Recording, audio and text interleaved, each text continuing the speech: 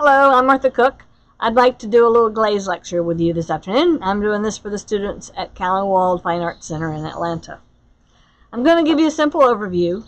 There's a lot to know about glazing, and you won't learn it all in 1 year.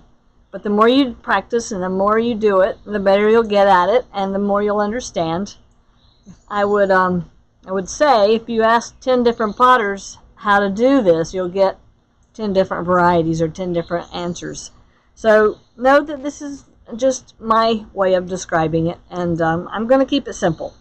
I would suggest you not explore on your favorite piece. Don't try new things on your favorite piece. So in case they don't come out so well, then it's okay. But look around, look in the areas where you see fired work, and look for things you like, and look for things you don't like, and get ideas from looking at other people's work. First of all, let me just talk about the stages of clay. The very first stage of clay is the plastic stage, which is the clay when it's still soft and it just comes right out of the bag ready for you to work. Then once you've made a pot and it's partially dry, this is called leather hard. This is a really good stage to do any carving or add handles and details like that. The clay is still soft, but it's not too dry yet. When the clay has become totally dry, this is when it's about to go into the kiln for the first time. This is called bone dry. And bone dry pots are at the stage of clay where it's the most fragile. So I would not pick it up by the lip. I wouldn't even pick it up by the handle. Usually using two hands is not a bad idea. So handle these, transport these very carefully. This is the most fragile stage. And then once they have gone into a kiln and been fired, this is not a pot, but this is the only example of bisqueware I have at home today. But this is what it looks like. It's hard and it's ready to be glazed. This is called bisque. And then the final stage is glazeware. Once a glaze has been put on and fired, that's when you're finished. So the next thing I want to talk about is some of the different types of firing we have at Callanwolde. Obviously the first firing that we do is the bisque firing, and that's cone 06. Cone 06. It's about 1830 degrees. And then we have a firing that is also a low temperature firing called raku, which we're not doing this summer, but I just wanted to show it to you anyway and give you an idea. But raku pots are fired also to about 1830 degrees. This pot has got a peacock glaze, and this is all one glaze. The colors change depending on where it is in the firing. And then the black part is just the smoke from the kiln. This is another raku piece that was done with a clear crackle glaze. Just going to give you some ideas of the different kinds of firings that we have. We also have cone 6 oxidation, which is an electric kiln. Both of these pots were done in a cone 6 oxidation kiln. This is Marie Weaver, a friend of ours that used to work at Callanwolde, now lives up in Philadelphia. And this is Fong Chu. He and I were in graduate school together. He lives up in Louisville, Kentucky. Cone 6 oxidation.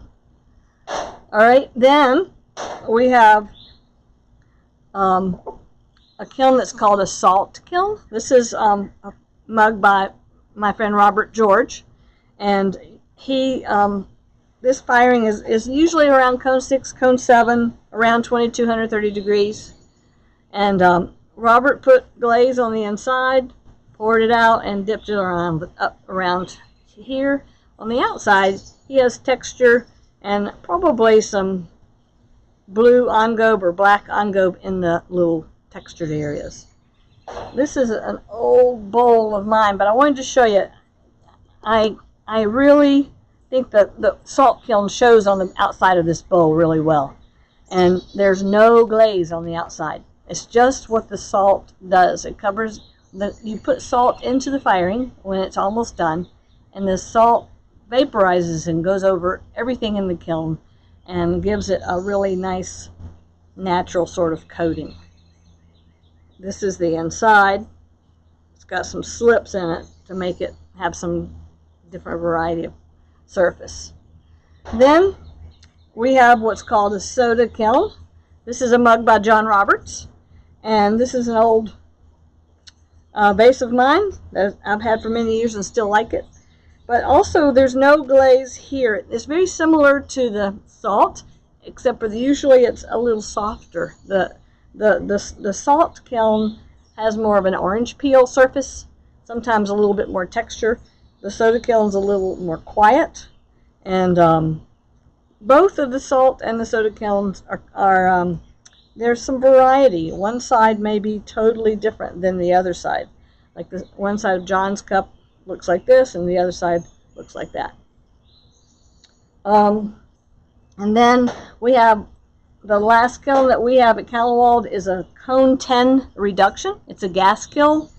These are a couple of my pieces that came out of the gas kiln, and the cone 10 reduction goes up to around 2,345 degrees, somewhere in that range. Your options for glazing at Callanwolde are cone 6 electric. You can use the salt kiln, cone 6-7 salt kiln, and you can use the cone 10 reduction kiln. All right, I'd like to talk about a few vocabulary words I want to make sure you're familiar with. The first one is, you keep hearing me say cone 6, cone 10. What does that mean? Well, it actually refers to the temperature in the kiln. And we have two different kinds of cones. This one is a junior cone, they call it. And then there's some others that are larger. And we use these cones to help us know the temperature in the kiln. And basically, I'll read the definition for a pyrometric cone. It's made from carefully controlled compositions formulated to melt at a certain temperature.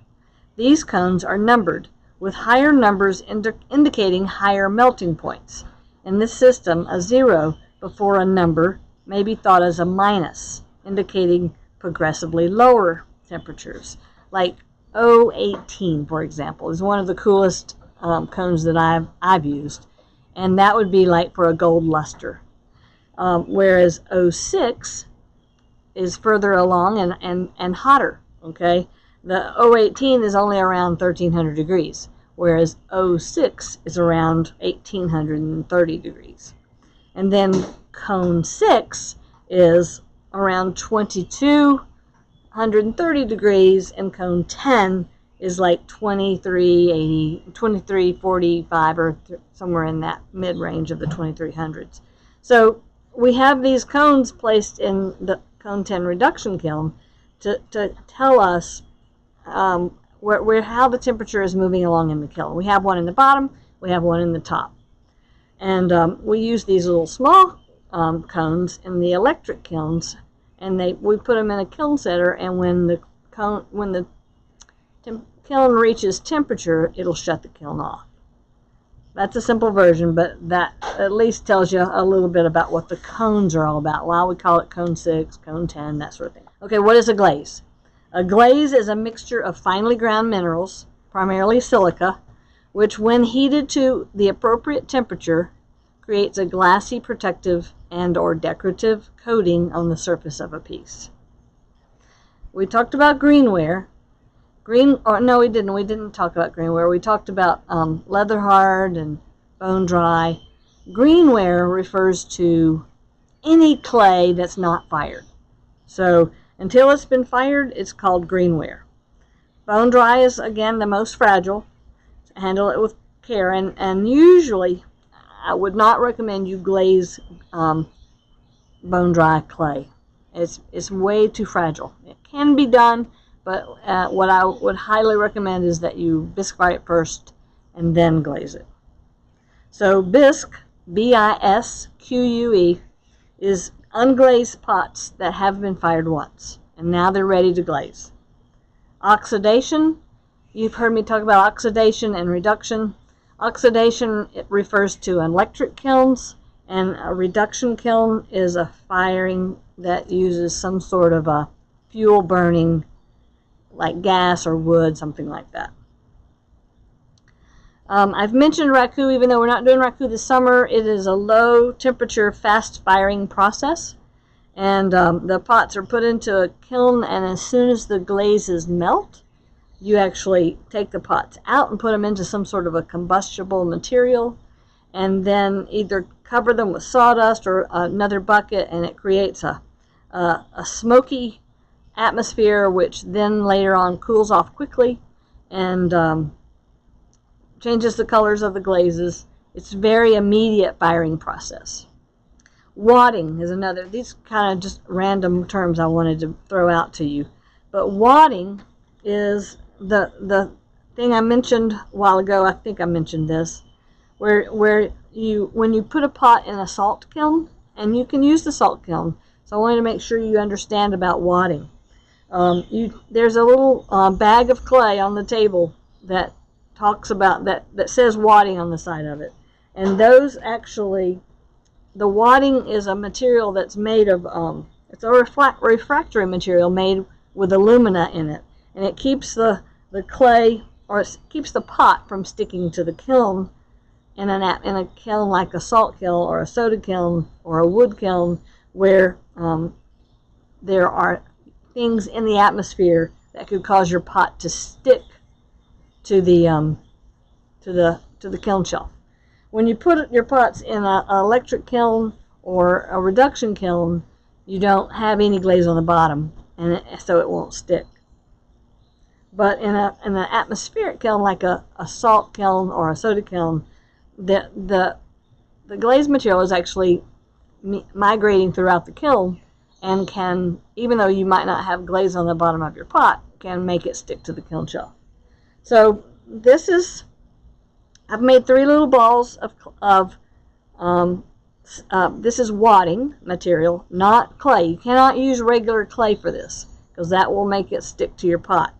And then let's pretend like this pot is glazed and ready to go into the soda kiln. It hadn't been fired yet. So you could put a little dot of glue right there on the bottom, just with Elmer's glue, and then you put these little wads in place, and usually 3 wads are better than 4. It makes it steadier. And then when you turn it over, I'm going to use this bat to turn it over on. When you turn it over, you kind of smash it down just a little so that it's nice and steady and not wobbly. Then you're ready to take it out and put it on the shelf to be fired in the salt kiln. Let's talk about decorating a little bit. So, I mean, you can just use simple plain glazes, but if you would like to add some texture, the best time to add texture to the pot, of course, is while it's still soft enough to absorb or take the texture. You can't wait till the pot's dry to add texture. So this is a pot by Glaze, and he actually made this with it's a little pinch pot, and then he paddled it with a wooden paddle that has this texture in it while the pot was still wet. So he probably held it on the inside with his hand and smacked it with a paddle, and then kept turning it, smacked it again, kept turning it, smacked it again, and that created this really nice surface texture. This is a mug that I have where I pushed a stamp into the side of the pot here, and gave it a little bit of texture. Texture is sometimes nice because it will give the glaze a little place to kind of pool.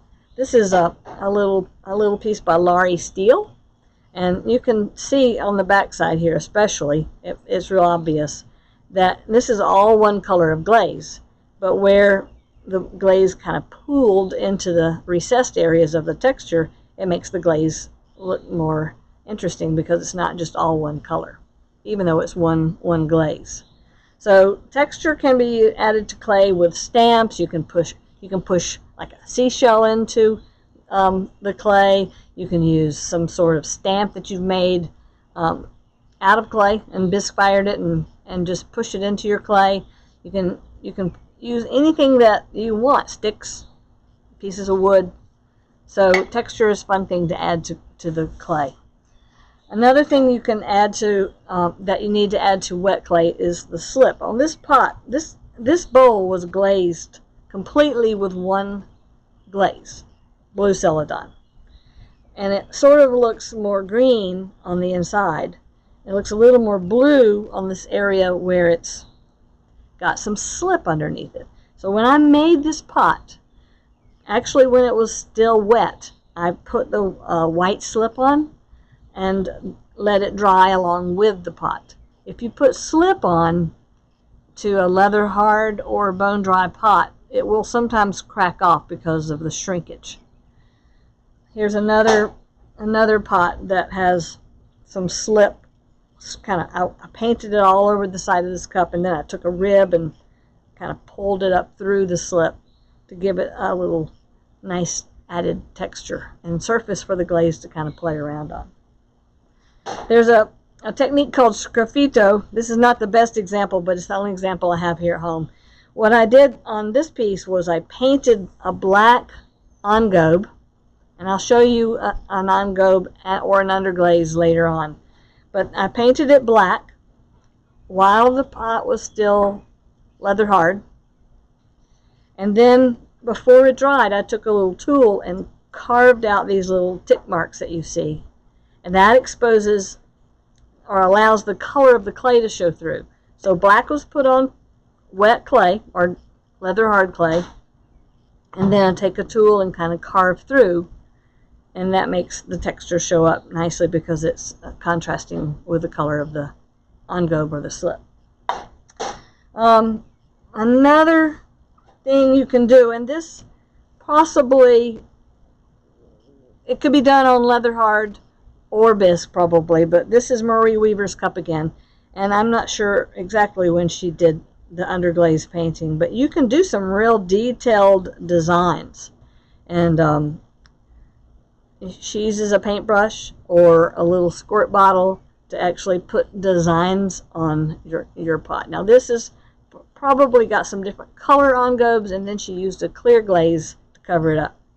And this is a cup by Abby Hull, one of our assistants, and this is a white clay body, so maybe porcelain or B-mix, and then she used a black engobe or underglaze to paint on these fun little messages to either ask John or ask Martha. And then she put a clear glaze over that. So engobes can be put on, or engobes or underglazes are very similar, can be put on leather hard or bisque. Slips need to be put on just on wet clay or soft leather hard.